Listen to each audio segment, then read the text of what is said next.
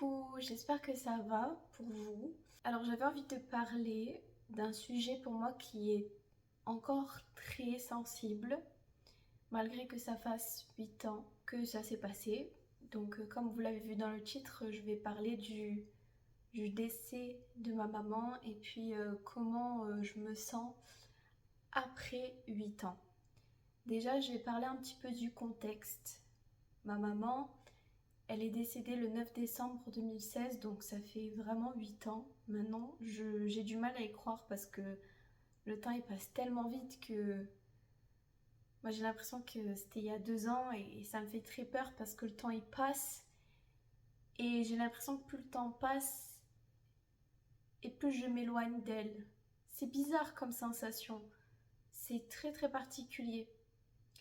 Du coup je l'ai perdue 10 jours avant mon anniversaire. J'avais 18 ans, j'allais avoir 19 ans. C'était pas très facile pour des périodes comme celle-ci où ça doit être plutôt joyeux, Noël, etc. Bon, après on choisit pas. Elle est décédée d'un cancer qu'elle a combattu pendant 6 ans. Ça a commencé en 2010, du coup je vais passer un petit peu plus au déroulé de sa maladie. Je vais parler un peu en son nom parce que c'est une sorte d'hommage et aussi ça me fait du bien d'en parler, même si je suis pas mal émotive quand même encore. Là ça va parce que je suis un peu fatiguée, donc en vrai je pense que ça peut passer, mais selon certains détails je peux être assez sensible. Tout a commencé en 2010. Quand ma mère était allée chez le gynécologue, je l'ai accompagnée. Il faut savoir que j'étais son petit chien de compagnie, dans le sens où j'étais vraiment tellement fusionnelle avec elle que je voulais l'accompagner partout où elle allait. Et puis elle aimait bien m'accompagner aussi. Parfois elle voulait être un peu seule, mais bon, bref.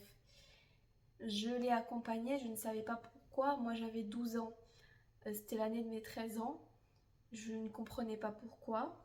Mais elle est allée chez le gynéco. En sortant du rendez-vous, elle était complètement ailleurs. Elle n'était pas très bien. Et quand on est sorti du centre, elle m'a dit qu'elle aurait potentiellement un cancer. J'ai dit mais comment tu peux me dire que tu as un cancer? On t'a fait un examen ou quoi?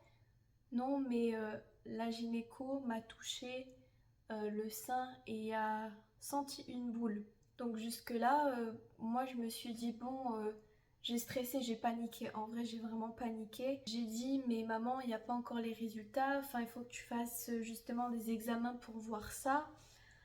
Mais en tout cas, c'était pas bon signe. Et ma mère, c'est comme si elle savait au plus profond d'elle-même qu'elle avait un cancer. Donc voilà, il s'est avéré que elle a fait l'examen et voilà. Elle a eu elle avait un cancer, je ne sais pas depuis quand, mais en plus un cancer qui était assez nerveux, assez dangereux. Ouais, c'était même, je sais pas si c'était de stade 3 ou 4, je sais pas si en France ça va jusqu'au stade 4. Il me semble que c'était un stade 3. Ouais, il me semble que c'était un stade 3. Mais direct, quand elle m'a dit ça, on attendait le bus pour rentrer chez nous, parce qu'elle n'avait pas encore le permis à l'époque. Et j'ai commencé direct à penser à son départ. J'ai eu très très peur. Je me suis mis en alerte. Je me suis dit, tout ce que je pensais quand j'étais petite, toutes mes hantises que j'ai eues, ben en fait elles sont en train de se réaliser. Ma mère elle va partir. Parce qu'il faut savoir très très brièvement, quand j'étais petite, j'avais des TOC. Des TOC assez importants qui me fatiguaient. Mes TOC en fait c'était souvent le fait qu'il allait arriver quelque chose à ma mère, donc il fallait que je fasse certains gestes pour qu'il n'arrive rien à ma mère. Et là, pour moi, ce jour-là, je ne l'ai pas complètement compris directement, mais je pense qu'inconsciemment, ça a dû faire quelque chose. Et j'avais tellement peur de la perdre, en vrai. Vraiment, moi, c'était mon amour de ma vie, ma mère. Hein. Et qu'elle m'annonce un truc pareil, ben, mon monde, il s'est déjà un petit peu écroulé. Et je sais pas si c'est à ce moment-là que j'ai vraiment commencé à comprendre la vie et toutes les difficultés qu'il pouvait y avoir. Ma mère, elle allait au gynéco pour voir si elle n'était pas enceinte. Et vous allez voir après, je vais vous expliquer. Mais je pense que c'était le cas. Alors après, ce n'est pas sûr à 100%, mais je pense que c'était réellement le cas parce que le comportement des médecins était assez bizarre. Donc, en fait, pour résumer, ma mère, elle allait à une consultation de gynéco parce qu'elle pensait qu'elle était enceinte. Elle avait des symptômes de grossesse. Vu qu'elle avait eu 4 enfants auparavant, je pense qu'elle connaissait assez bien son corps. Donc elle était allée voir sa gynéco et elle ressort de ce rendez-vous en disant que probablement elle avait un cancer. Donc le bébé à côté, il a été mis en stand-by, on va dire. Si c'était réellement un bébé, quoi. Après le cancer confirmé, ils ont dû l'opérer d'urgence d'un kyste aussi parce que elle avait eu plusieurs radios et apparemment elle avait un kyste dans le ventre qui avait 8 cm de diamètre mais qui était bénin, que c'était pas grave mais qu'il fallait l'enlever. Alors 8 cm, ça correspondait à l'époque de ce que ma mère me disait. En fait, la taille de son kyste, entre parenthèses encore, qui était dans son ventre, était de 8 cm de diamètre et correspondait à peu près à la taille de, si je me rappelle bien, d'un embryon qui a 8 semaines à peu près. Et ma mère, justement, elle a commencé à avoir des suspicions. Elle sentait que justement ça correspondait à une date pour laquelle elle serait tombée enceinte. Sauf que cette opération, c'était en mode, c'était un kyste, il fallait l'enlever. On lui a pas dit que c'était qu'elle était enceinte parce que peut-être les médecins ont voulu la protéger parce qu'il fallait absolument qu'elle fasse de la chimio ou bien de la radiothérapie et que la radiothérapie ça allait lui faire du mal à son bébé aussi si c'était le cas. Il y a une anecdote qui est assez spéciale, c'est que quand ils ont enlevé le kyste, tout le monde était émerveillé dans la salle d'opération, tellement qu'ils l'ont gardé pendant un moment, le kyste. Même la direction du service où était ma mère à l'hôpital, c'est une dinguerie. La directrice s'est déplacée pour voir ce kyste. Eux qui avaient des cheveux qui étaient magnifiques. Et ma mère, elle voulait voir des photos après ça. Sauf que on lui a dit non, mais c'est pas la peine. Son chirurgien lui disait non, vaut mieux pas que vous regardez. En fait, c'est pour ça que ma mère, au fond, je pense qu'elle savait qu'elle était enceinte et que l'hôpital, pour la préserver, ne lui a pas dit, mais je pense qu'au fond, c'était réellement ça et que la radiothérapie, de toute façon, aurait fait beaucoup de mal au bébé et peut-être que ma mère aurait refusé certains soins. Bon, déjà qu'elle avait de base refusé quand même la chimio à cette époque-là, bien qu'elle était préconisée, elle est partie sur de la radiothérapie, plusieurs séances, ça s'est plutôt bien passé. Après oui, ça brûle un petit peu, mais j'avais vraiment l'impression qu'elle souffrait pas vraiment alors que je pense qu'elle avait une force incroyable. Où elle le montrait pas en fait, elle le montrait absolument pas. Ensuite, après la radiothérapie, le cancer il s'est résorbé et il me semble qu'elle a eu une première opération pour enlever les restes du cancer. Et bah ça s'est bien passé. Je sais pas si on lui avait enlevé les ganglions tout de suite. Je pense que oui, hein. Après, je m'y connais pas 100%, mais je pense que j'ai vécu, que je connais certains termes. Mais là, il me semble que c'était à ce moment-là, on lui a enlevé les ganglions ou quoi, sous le bras. Et après 2010, je n'ai pas trop de nouvelles jusqu'en 2014. Je sais qu'il y a des choses qui ont pu se passer, mais je sais pas, j'ai un flou total.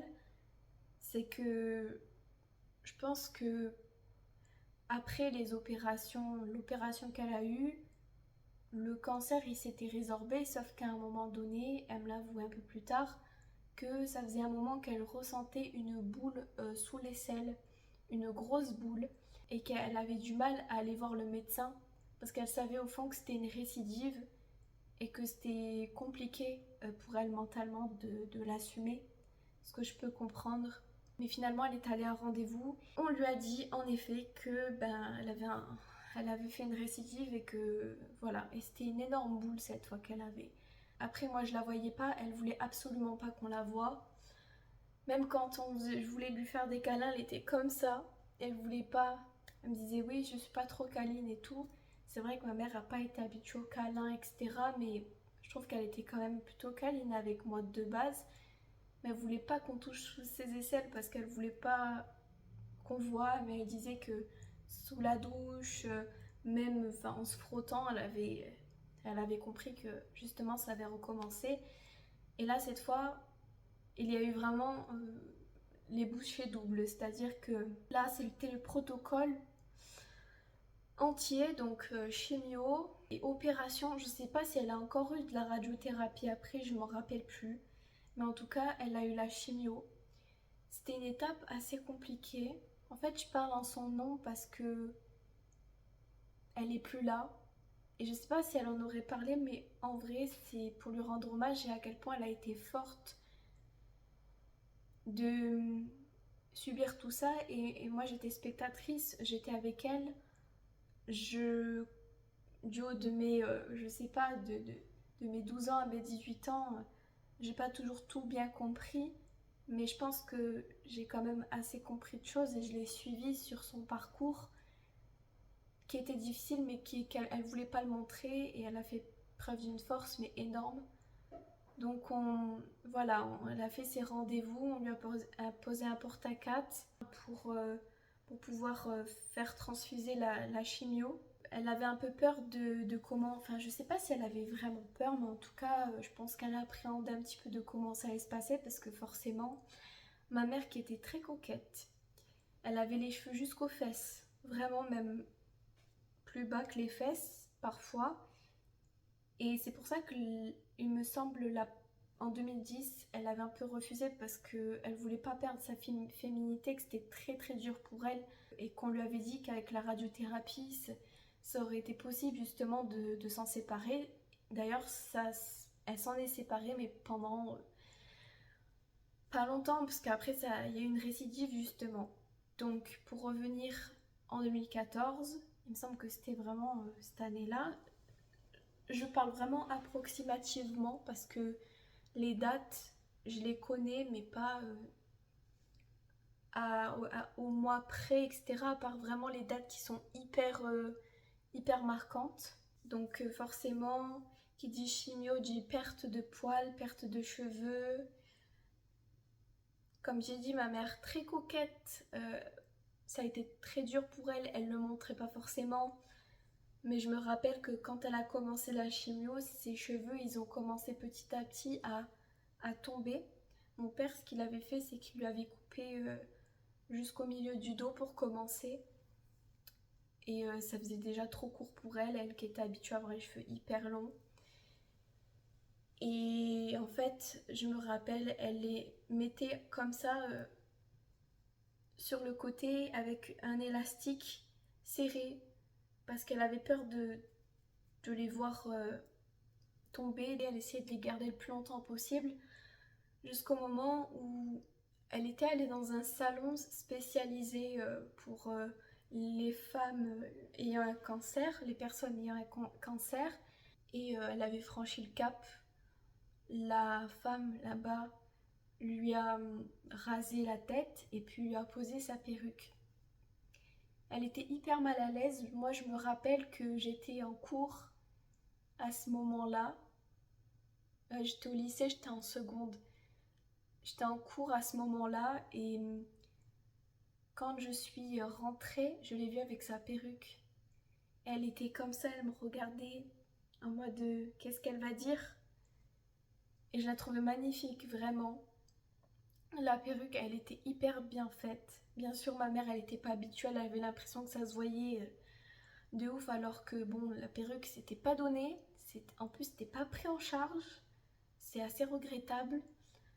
Mais c'était une perruque qui était vraiment adaptée pour qu'elle soit à l'aise, que son cuir chevelu et respire. C'était pas une perruque que tu pouvais trouver comme ça et qui pouvait t'étouffer le cuir chevelu, etc. C'était vraiment adapté à son crâne et tout. C'était vraiment bien confectionné pour sa morphologie, enfin sa tête. Et donc ça lui allait très bien.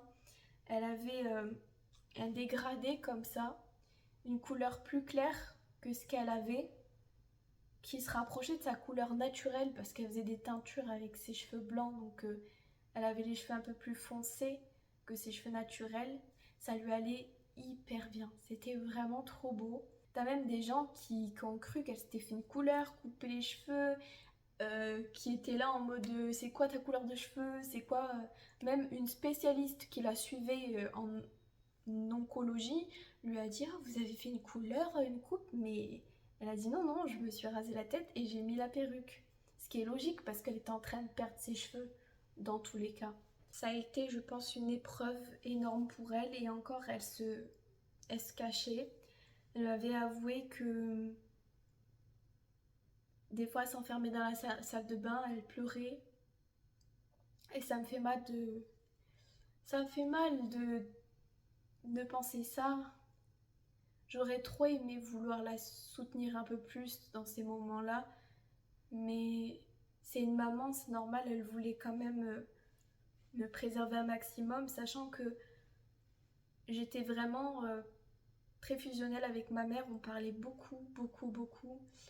J'étais accrochée à elle, j'étais, comme me dit mon père, j'étais le timbre et elle l'enveloppe. Je la suivais de partout et voilà. Je reprends. Elle a continué sa chimio, elle a perdu ses cheveux, etc. Et après, elle a refait une autre opération pour enlever le reste du cancer qu'il y avait. Donc voilà, c'était fini pour l'instant. 6 mois après, il y a eu une récidive.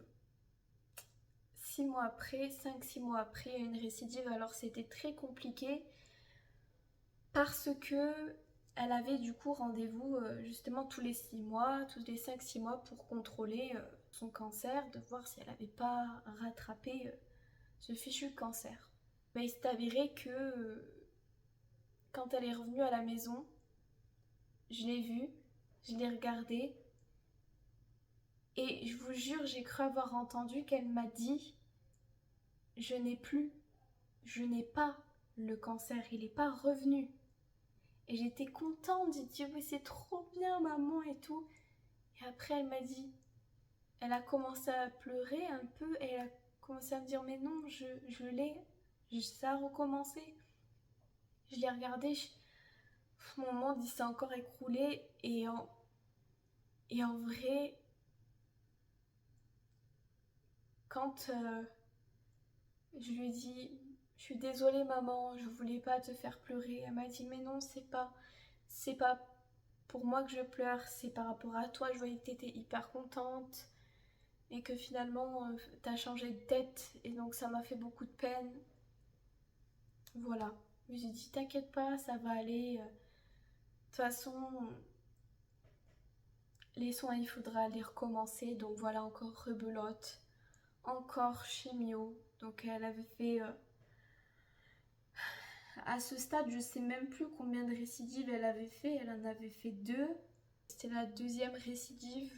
En 2014, c'est ce qui s'est passé et j'ai une anecdote encore, c'est que quand j'étais au lycée, j'étais en première terminale littéraire. Le mercredi, il me semble, c'était en première, je sais plus. Il me semble, ouais, c'était en première. J'avais cours de sport le mercredi de 10h à 12h. Et juste après, je fonçais à l'hôpital qui était en face de mon lycée pour accompagner ma mère faire la chimio. Parce qu'en fait, elle y était depuis 9h30, 10h du matin.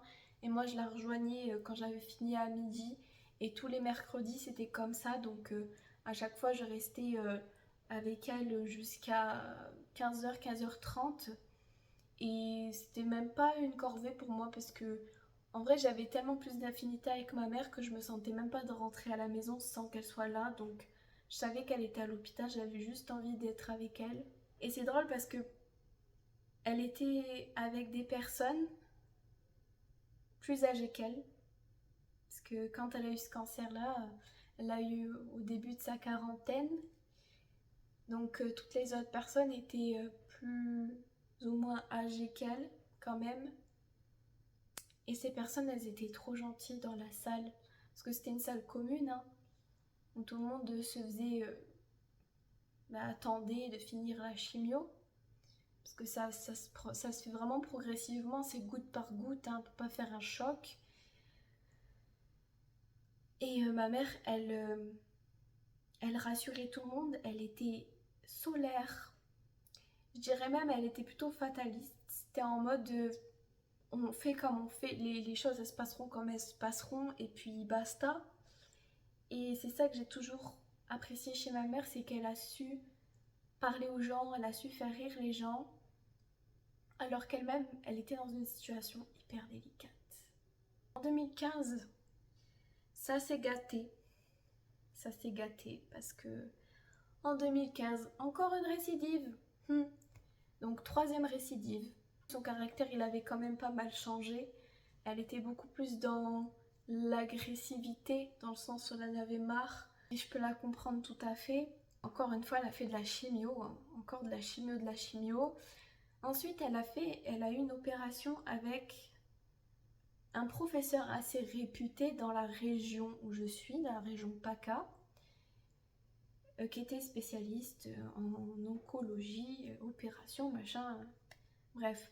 Il lui a fait une opération pour lui enlever encore une fois les résidus de cancer qui restaient, de mauvaises cellules qui restaient plutôt, et après je l'ai plus reconnue. En octobre 2015, elle a fait cette opération, il me semble, et après je l'ai plus reconnue. Dans le sens où je me rappelle, je suis rentrée de l'école, elle s'est sortie de l'opération, elle était là sur le canapé. Elle avait presque plus d'émotion. J'étais contente de la retrouver. Je lui posais même des questions, elle était limite un peu froide avec moi. Elle était froide. Je pense qu'elle en avait complètement marre en fait de tout ça. En plus, elle a commencé à souffrir parce que voilà, l'année 2016 commence. L'année 2016 commence et ça va de plus en plus mal. Elle n'avait plus le cancer. Voilà.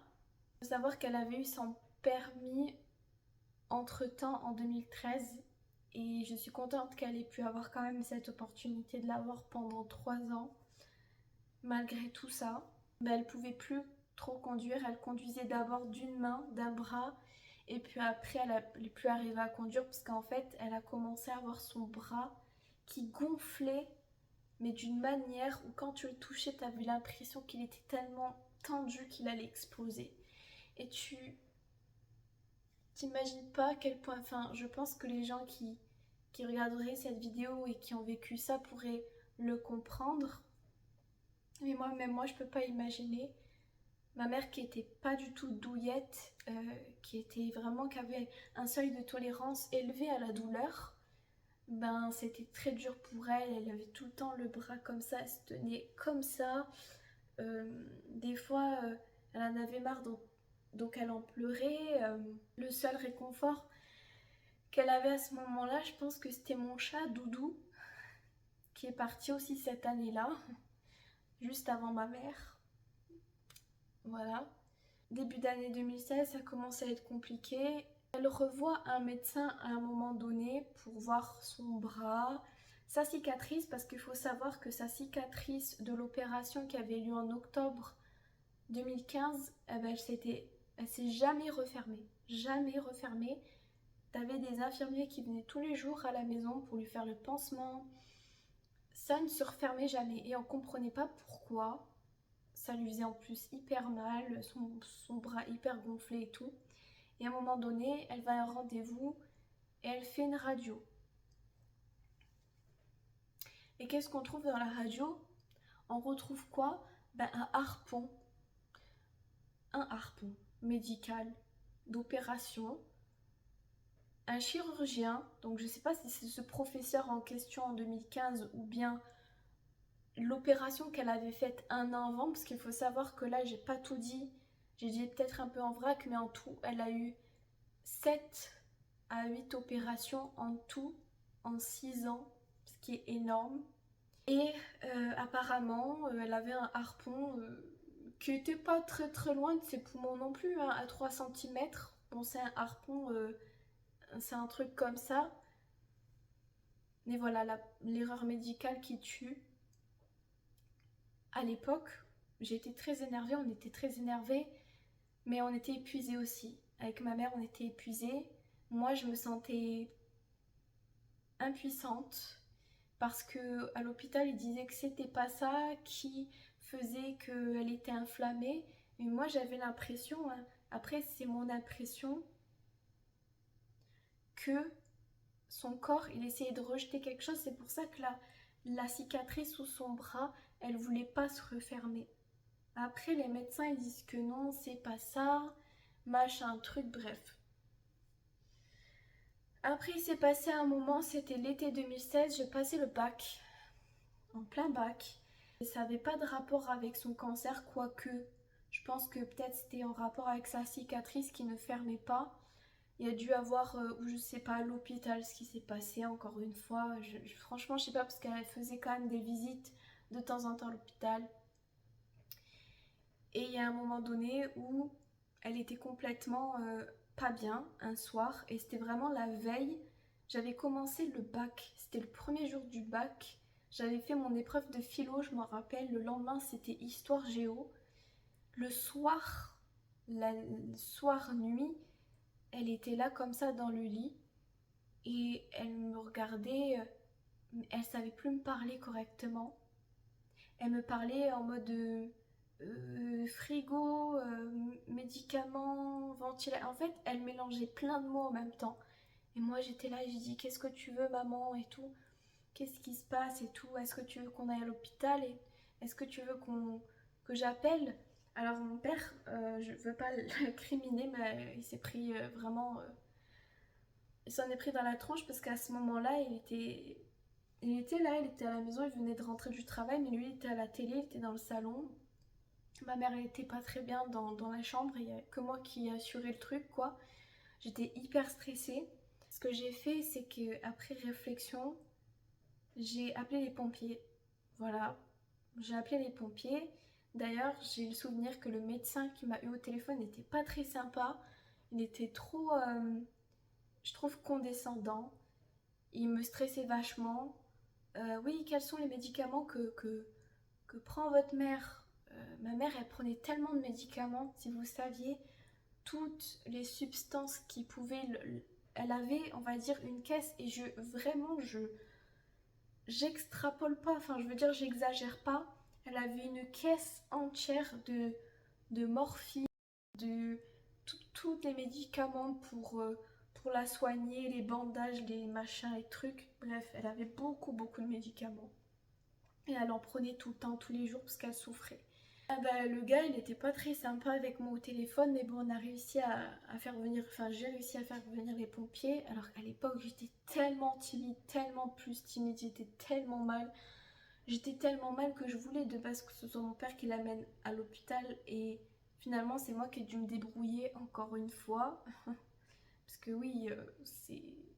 Quand il n'y avait pas quand il y a pas ma mère, ben, mon père, c'était difficile parce qu'il s'occupait. En fait, j'avais l'impression que c'était moi qui avais tout sur les épaules, même après le décès de ma mère, mais ça c'est un autre sujet. Euh, du coup, elle est allée à l'hôpital et le lendemain, je passais mon épreuve d'histoire géo. Encore un autre sujet, mais cette épreuve, je l'avais bien réussi et franchement, j'ai eu une étoile parce que j'avais révisé que 2 chapitres sur les 12-13 qu'il y avait à réviser. Et je suis tombée exactement sur les 2 sujets qui de base le prof disait qu'ils n'allaient pas apparaître parce qu'ils étaient déjà apparus l'année d'avant, encore anecdote, et je suis tombée sur ces 2 sujets que je maîtrisais, donc j'ai eu l'embarras du choix. J'étais trop contente, j'en ai même pleuré. Je me suis dit, une petite étoile, ça fait du bien, une petite bouffée d'air frais, parce que je passais le bac, j'avais très peur de le rater. Pour moi, j'allais même le rater, parce que j'avais beaucoup raté l'école. Enfin, j'étais au lycée, j'étais une très bonne élève, mais je prenais les cours à droite à gauche, mais en terminale, j'allais plus trop en cours par rapport à mon état mental, par rapport à mon stress, par rapport à ma maman. Voilà, ça a dû jouer, il y a tout qui a dû jouer. J'étais pas très heureuse. Le lendemain, quand j'ai fini l'épreuve d'histoire, je suis allée la rejoindre à l'hôpital avec mon père. On l'a cherchée, on la trouvait pas. C'est moi qui ai dû demander quel étage elle était. On est allé à l'étage qu'il fallait, on l'a trouvée. Et en fait, elle avait, je vais vous épargner tous les détails, mais en gros, la veille, quand les pompiers l'avaient cherchée, ils ont trouvé, les infirmières avaient trouvé qu'elle avait des bleus énormes sur le corps, sur tout le corps, il était violet son corps. Et elle avait presque 41 de fièvre. Donc, on a dit que si elle n'était pas allée à l'hôpital ce soir-là, elle serait probablement décédée le soir, la nuit même, de souffrance. Et en fait, ce qui s'est passé, c'est qu'elle avait chopé un staphylocoque. Les médecins disaient que c'était sûrement manque d'hygiène ou un truc comme ça par rapport à sa blessure qui est ouverte. Il y a des bactéries qui sont peut-être infiltrées. Malgré que quand même c'est censé être bien nettoyé tout ça. Donc on n'a pas compris. Elle est restée 2 semaines la pauvre à l'hôpital. Elle avait le cancer en plus qui s'était redéclenché. Voilà. Pour être vraiment pour enfoncer le clou aussi. Et bah voilà, après elle est rentrée en été 2016 du coup. Elle est allée chez une personne spéciale pour essayer de lui enlever la douleur. Elle est arrivée pendant un certain temps, sauf que c'est revenu, elle souffrait, elle n'arrivait plus à bouger. Tout l'été 2016 c'était horrible. Et en plus j'ai perdu mon doudou, mon chat, à ce moment-là, donc moralement ça l'a encore plus fait de mal. Elle avait beaucoup maigri. Elle avait énormément maigri, mais très très maigri. Et en septembre, elle a été hospitalisée, voilà, parce qu'elle avait trop maigri et que ça allait pas, elle avait trop mal. Au début, elle était dans un service, on l'avait mis par défaut, je sais plus quel service, elle est restée 2 semaines. On lui a fait une opération, première opération pour remettre le porte-à-4 parce qu'on lui avait enlevé. Sauf qu'ils se sont trompés de veine. Parce qu'à la radio, je sais pas, ils ont pas vu. En fait, elle avait une veine atypique ou je sais pas quoi, ce qu'ils ont dit encore comme bêtise, ceux-là. Ils ont fait une opération, ils se sont trompés de veine. Elle était déjà très affaiblie, ma mère, donc moi j'avais très peur. Et donc, ce qu'ils ont fait, c'est que le lendemain, elle a refait la même opération pour replacer le porte-à-4 comme il fallait. Plus le harpon qu'elle avait encore, que voilà, on n'a pas eu de nouvelles. Spoiler alerte, elle a gardé jusqu'à son décès. Hein. Enfin, je veux dire, elle est décédée avec le harpon en elle. De septembre, pendant 2 semaines en septembre, elle est restée dans ce service. Et puis, de fin septembre jusqu'à son départ, elle était en soins palliatifs. Alors moi, quand j'ai entendu le mot soins palliatifs, j'ai paniqué. J'ai paniqué, pour moi c'était la fin. C'était la fin, pour moi c'était fini. J'avais de l'espoir, mais pour moi c'était la fin. Ma mère, elle me disait, mais t'inquiète pas, tu sais, l'infirmière m'a dit que... En fait, ma mère, elle essayait de me rassurer, mais je pense qu'elle savait au fond que c'était fini. L'infirmière, en gros, elle lui disait que... Oui, il y a des gens qui s'en sont sortis des soins palliatifs et tout. Vous inquiétez pas. Voilà, bon. Ça a dû exister, mais bon, je pense que c'est quand même pas souvent que ça arrive, quoi. Donc, elle a été mise en soins palliatifs et c'est là que ça a été de plus en plus compliqué mentalement. J'allais la voir tous les jours après la fac parce que je suis rentrée à la fac.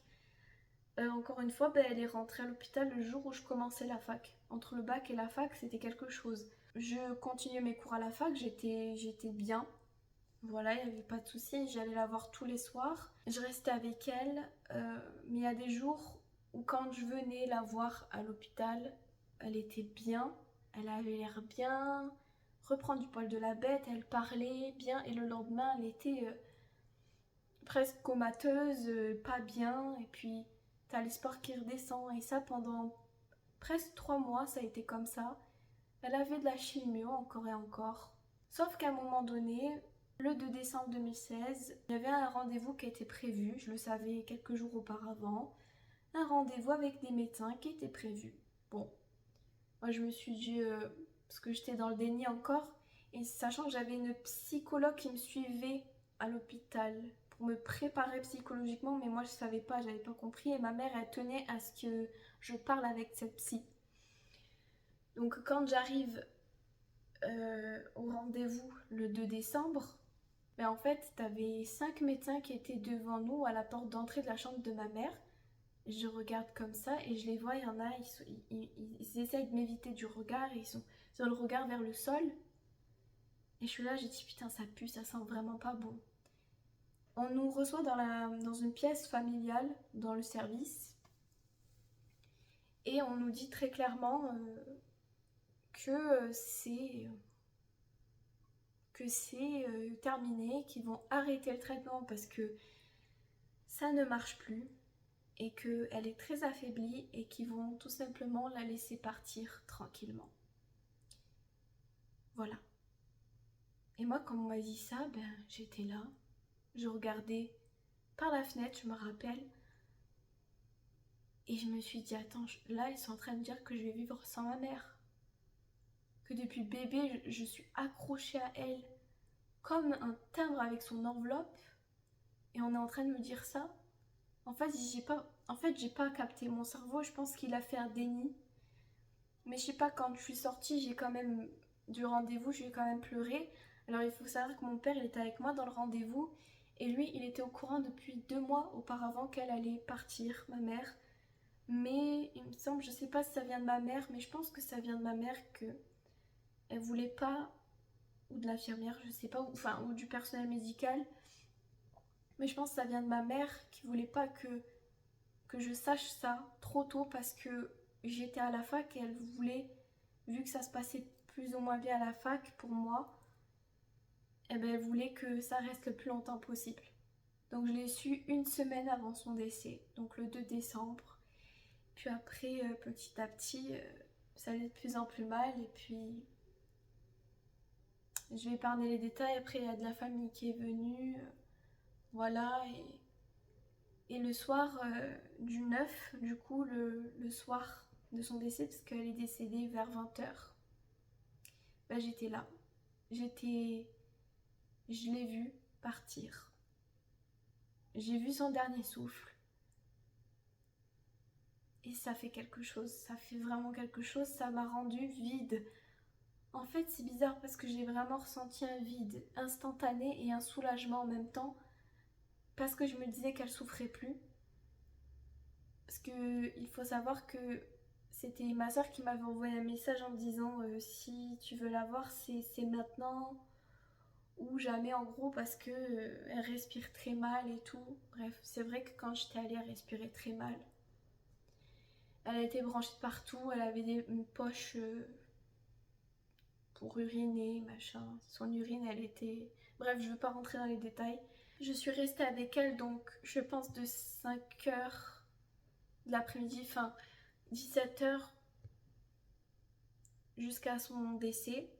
Et j'avais une intuition, il y avait quelque chose qui s'était passé dans ma tête. Il faisait nuit, il fallait que je prenne le bus pour rentrer chez moi à 19h50. Et il y a un truc qui me disait non, pars pas. Parce qu'en fait, on savait pas quand elle allait partir. Elle était mal en point, mais elle pouvait partir le week-end ou même plus, on savait pas. Mais elle était dans un état comateux, pas bien du tout. Et il y a un truc qui me disait non. Et puis 30 minutes avant le décès de ma mère, il y a une bénévole qui est venue dans la chambre. Et je suis désolée parce que j'ai pas été très tendre avec elle sur le coup. J'étais assez froide parce qu'elle me pose des questions, j'avais pas envie de répondre. Elle me disait oh, elle s'est fait opérer des seins. J'ai dit mais non, là c'est fini, elle est en train de partir. Je lui ai un peu répondu comme ça parce qu'elle pensait qu'elle avait une opération, enfin bref. Parce qu'elle avait des pansements partout, ma mère, en vrai. Parce qu'il y a un truc que j'ai omis, c'est que son cancer, il s'est généralisé. Les derniers mois, elle a commencé à avoir des nodules de partout. Enfin bref, ça commençait à être n'importe quoi. Et après, elle s'est assise à côté de moi. On a parlé, on a parlé.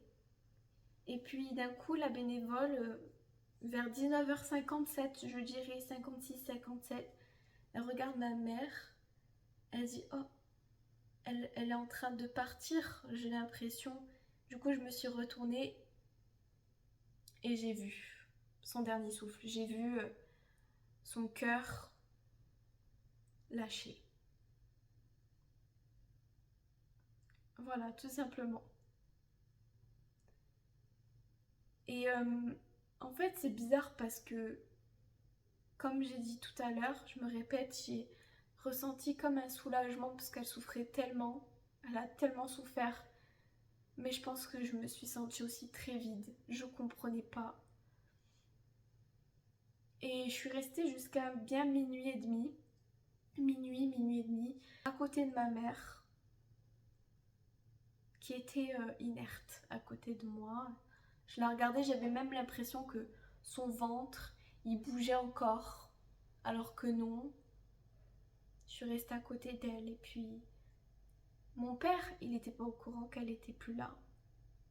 Mais il allait venir la voir. Les soirs, il allait la voir.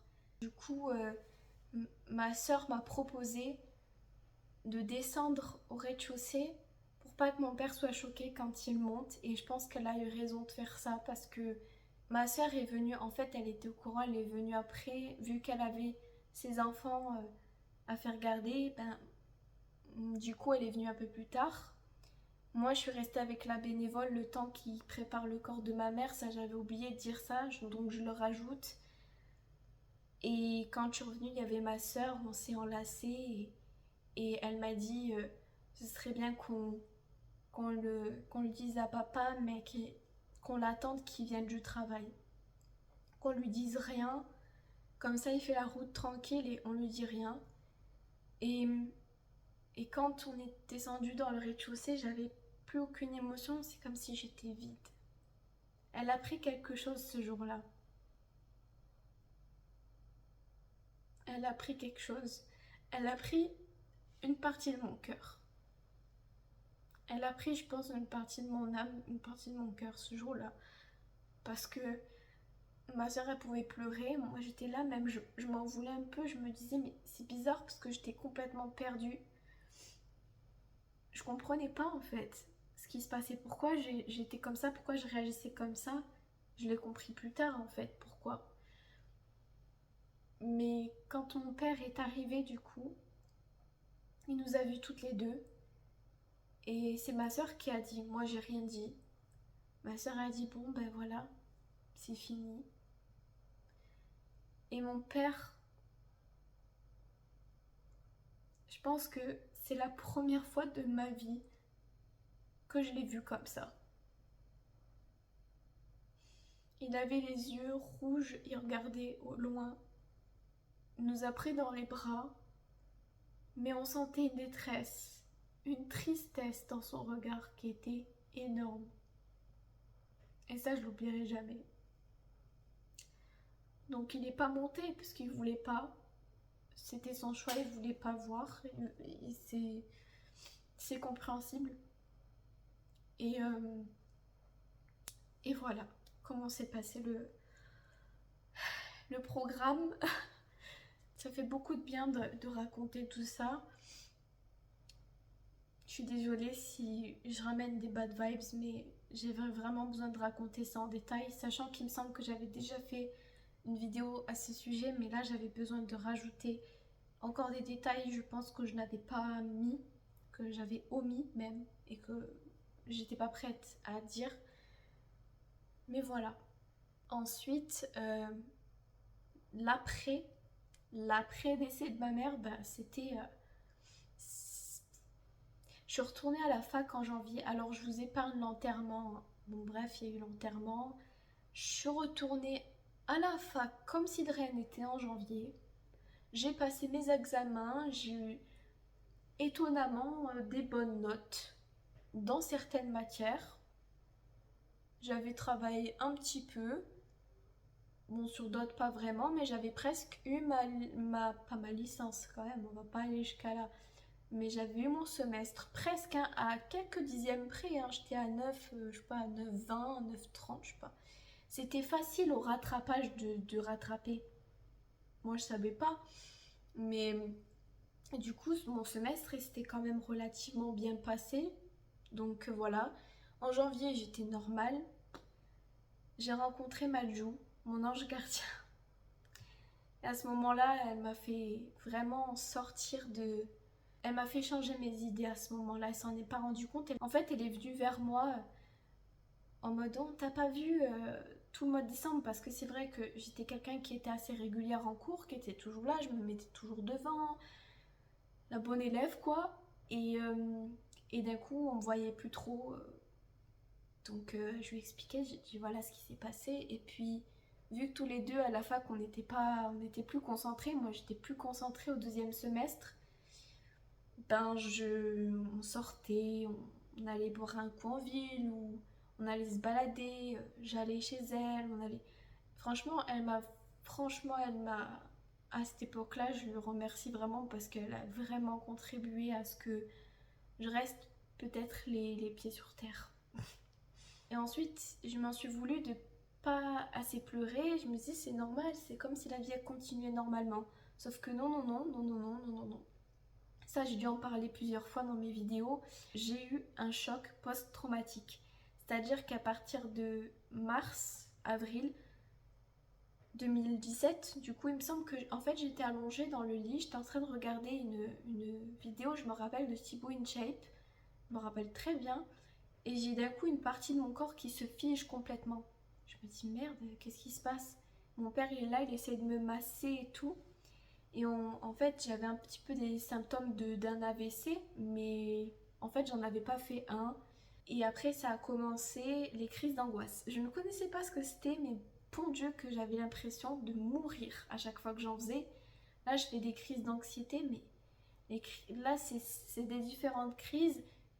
Mais les crises que je faisais avant, je ne comprenais pas ce qui se passait. J'avais la tête qui tournait.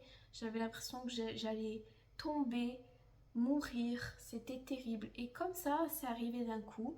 Je suis allée à l'hôpital. On m'a dit est-ce que vous avez vécu quelque chose de compliqué? Je me suis mis à pleurer. Et en effet, voilà, c'est le choc post-traumatique.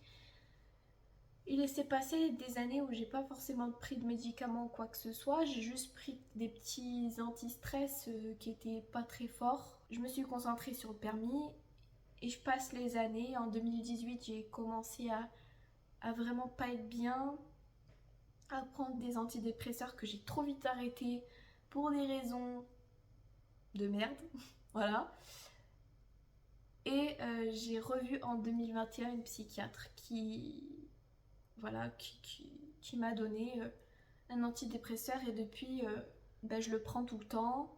Donc pour moi c'était un traumatisme, un gros traumatisme ce qui s'était passé. Et je savais pas que j'étais en dépression, mais j'étais clairement en dépression. Ouais, j'étais clairement en dépression. Après j'arrivais plus à aller en cours. J'ai essayé de faire des licences de redoubler. Après de repasser à notre licence, ça allait pas. J'ai essayé des choses, j'y arrivais pas. Le permis, à ce moment-là, il m'a permis de tenir le cap. C'est la seule chose qui m'a motivée. Donc j'ai eu le permis en 2017. Et voilà, je reviens à 2017, mais là j'étais à 2018. Et après 2021, j'ai vu la psychiatre. Et c'est là que, depuis là, je prends mon traitement. Puis pour cette dernière partie de la vidéo, après je vais arrêter de parler parce que ça va faire 1 heure. Maintenant, comment je me sens? Je dis pas que je me sens bien parce que je fais des cauchemars.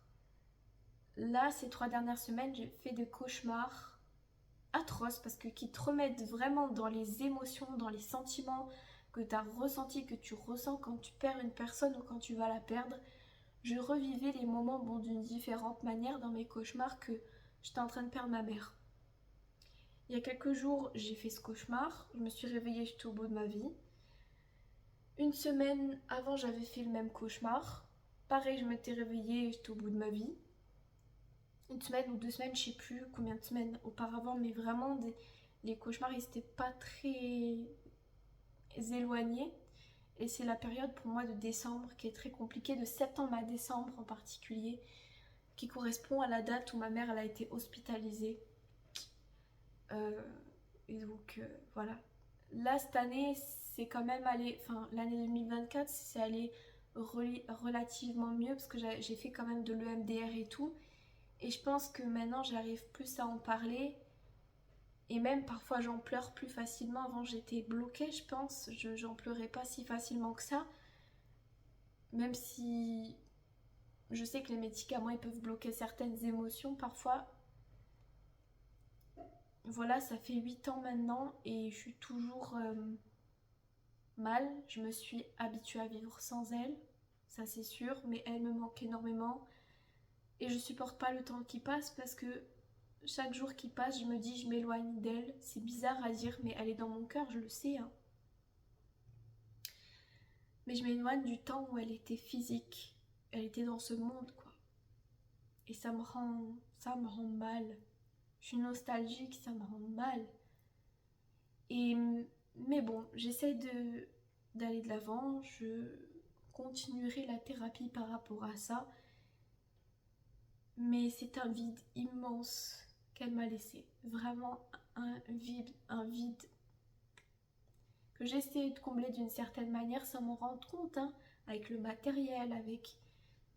Bien que maintenant que je l'ai compris avec la psy, que j'ai eu un grand vide dans mon cœur à cause de ça, à cause de la disparition de ma mère, qui était ma fondation, qui était tout pour moi. Il y avait même des moments où je me disais, merde, si un jour je la perds, je pourrais pas vivre, je pourrais pas. Bah finalement, si, je suis là et ça pour dire que si j'ai un message à dire pour terminer tout ça, c'est que le temps il fait les choses, mais ça dépend des gens et il faut prendre le temps de faire le deuil. Moi je sais que je suis encore en plein deuil, ça fait 8 ans. J'avais du mal à... Enfin, vraiment j'ai eu du mal à le réaliser. J'ai vraiment eu de mal à réaliser son décès pendant un moment. Donc je pleure encore. Je pense que j'aurai toujours des passements au cœur toute ma vie. J'espère que je la reverrai un jour. C'est ça ma hantise, c'est de pas la revoir. Mon Dieu, s'il vous plaît. J'aimerais tellement la revoir. Elle me manque tellement. Et parfois je me dis non, ça va aller, je vais mieux. Et puis il y a des jours où je me rends compte qu'en fait ça me fait beaucoup plus mal que ce que je peux le prétendre. Mais j'ai envie qu'elle repose en paix, donc j'ai pas trop envie de... Parce que moi je crois, je suis plutôt croyante, je suis plutôt superstitieuse et tout ça. J'ai pas envie que elle se sente mal par rapport au fait que je sois triste. Parce que j'évolue tout de même et je suis consciente que le vide que j'ai, je vais essayer de le combler autrement. Et j'apprends à me reconstruire petit à petit avec tout ça. Donc voilà, je sais pas si j'ai oublié certains détails, mais 8 ans après, c'est toujours aussi compliqué, mais ça va mieux. Et c'est ça que je veux vous dire, c'est que avec le temps, les choses, elles s'apaisent. Elles vous feront toujours plus ou moins du mal, mais elles vont s'apaiser et ça dépend des personnes, ça dépend de votre vécu, ça dépend de la personne que vous perdez, ça dépend. Donc voilà, j'espère que ça aurait pas été trop long à regarder, bien que je sais que c'était long, mais j'avais besoin de ce temps-là pour me confier. Et je vous retrouve pour une nouvelle vidéo, un peu plus soft la prochaine fois, je vous assure, parce que là, les 2 dernières, je sais qu'elles ont été un peu compliquées, mais j'avais vraiment besoin de parler de tout ça. Donc voilà, n'hésitez pas à me parler en commentaire. Ça me fait très plaisir quand vous me laissez des commentaires, si vous saviez. Ça me fait tellement plaisir. Donc n'hésitez pas à me laisser des commentaires, même pour les plus timides. N'hésitez pas. Et si vous voulez partager votre expérience, il n'y a pas de souci, n'hésitez pas. Je répondrai un maximum. Je vous fais de gros bisous et à bientôt. Ciao ciao.